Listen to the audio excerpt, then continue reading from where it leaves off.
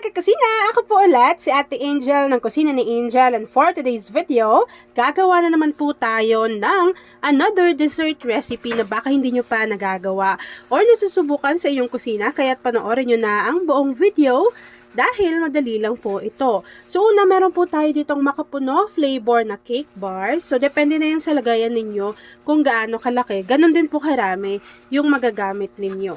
Ayan, so ako po ganito lang yung ilalagay ko. Tapos po, kapag nailagay na natin yan dyan, pwede ninyong i-press pa ng maigi para po maging compact siya dito sa ating lagayan. Tapos ganyan po yung magiging itsura niyan. And then, ilalagay lang natin to sa ating chiller para mas mag-set pa po yan or mag-firm para hindi siya bumagsak mamaya kapag inilagay na natin yung ating pinaka-mixture. Tapos po, set aside lang muna natin to bago gawin na po natin yung next procedure. Habang nakaset aside yung ating cake bars, dito po sa ating kasirola, kakailanganin natin itong isang sachet ng Menu Magic na buko pandan flavor. So ito po, 24 grams na po iyan. And then, tutunawin lang po natin yan sa 3 cups of water. After adding ng ating water, siguraduhin nyo po na natunaw ninyong maigi yung inyong jelly powder. After mixing, kakailanganin po natin dito ng 1 can or 370 ml ng evaporated milk. Kakailanganin na rin po natin dito ng 1 can or 380 grams itong Marie Condensada. Maglagay na rin tayo dyan at least half teaspoon ng vanilla essence or vanilla extract. Haluin lang po natin ito ng maigi para mag-combine yung mga ingredients na ilalagay natin dito sa ating mixture. Grabe kung nandito kayo, tas naaamoy nyo lang. Sarap.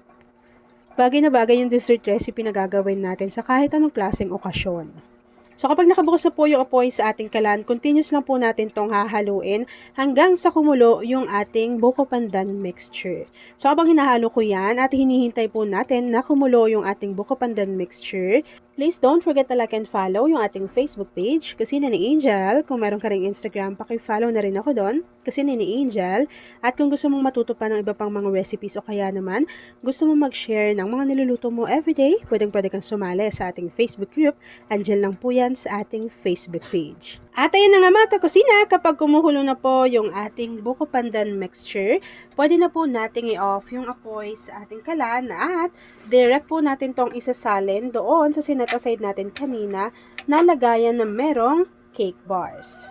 Transfer lang natin to dito directly. Sobrang bango. Tapos kapag na-transfer nyo na yan dyan, hintayin lang po natin yung mag-set, mag-firm. At ayun na nga mga kakusina, once na lumamig na po yung ating dessert recipe, naglagay lang po ako dyan ng cake bars. Dinurog ko lang yung pinaka natira ko, tapos inilagay ko dyan sa ibabaw. Tapos pwede na natin yan i-enjoy. At ayun na nga mga kakusina, tapos naman po ang ating easy dessert recipe na buko pandan jelly ref cake. Kung nagustuhan mo yung ating video, please like and share this video. At kung hindi ka pa nakakapag-subscribe sa ating YouTube channel na Kusina ni Angel, please click subscribe button, click mo na yung notification bell, click all para lagi kang updated sa bawat ina-upload kong mga videos. Yun lang mga kakusina, thanks for watching and enjoy this video.